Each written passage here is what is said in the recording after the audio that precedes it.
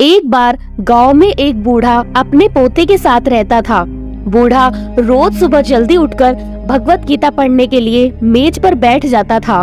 उसका पोता दादाजी की प्रशंसा करता था और अपने दादाजी के जैसा ही बनना चाहता था। इसलिए पोता दादाजी की तरह ही सब कुछ करने की कोशिश करता था। एक दिन पोता अपने दादाजी के पास गया और कहा कि दादाजी, मैं आपकी तरह ही रोज मेज पर बैठकर भगवत गीता का पाठ पढ़ता हूँ, लेकिन मैं इसे ज्यादा समझ नहीं पाता हूँ और जो कुछ भी मैं समझ पाता हूँ किताब बंद करने के बाद मैं उसे भूल जाता हूँ। अगर मैं जो पढ़ता हूँ उसे भूल जाता हूँ तो भगवत गीता पढ़ने से मुझे क्या लाभ होता है। तब दादाजी एक कोयले की टोकरी लेकर आए और वह पोते की तरफ देखकर कहने लगे कि इस कोयले की टोकरी को लेकर जाओ और नदी पर से पानी भरकर लेके आओ। दादाजी ने जैसा कहा लड़के ने वैसा ही किया, लेकिन जैसे ही वह घर पहुंचता टोकरी का सारा पानी निकल जाता। दादाजी ने मुस्कुराते हुए कहा, वापस पानी लेने जाओ और फिर से कोशिश करो, लेकिन इस बार थोड़ा तेज चलने की कोशिश करना। लड़का मान गया और इस बार नदी से पानी लेकर जल्दी जल्दी घर पहुंचने के लिए तेज भागा। लेकिन इस बार भी घर आने के बाद दादाजी ने देखा कि टोकरी तो खाली है।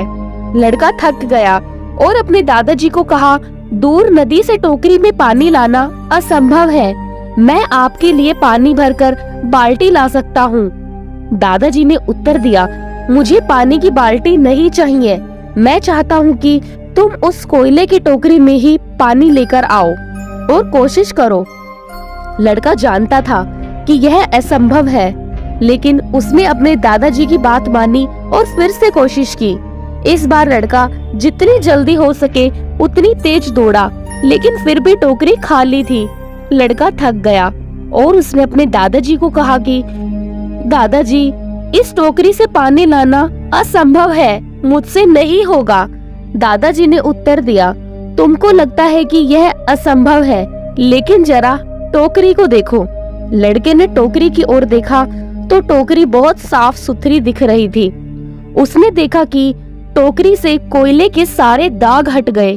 अब टोकरी के अंदर और बाहर दोनों तरफ से बिल्कुल चमक रही है। दादाजी ने कहा कि देखा, टोकरी के सारे दाग मिट गए और टोकरी दाग मुक्त हो गई।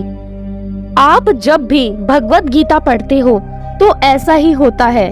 तुम जो पढ़ते हो उसे तुम समझ या याद नहीं रख सकते, लेकिन यह शब्द तुमको अंदर और बाहर से बिल्कुल बदल देंगे। यह है हमारे भगवत गीता की महत्वता। यदि आपको यह कथा पसंद आई हो तो वीडियो को लाइक कीजिए, चैनल को सब्सक्राइब कीजिए and please press the bell icon. Thank you.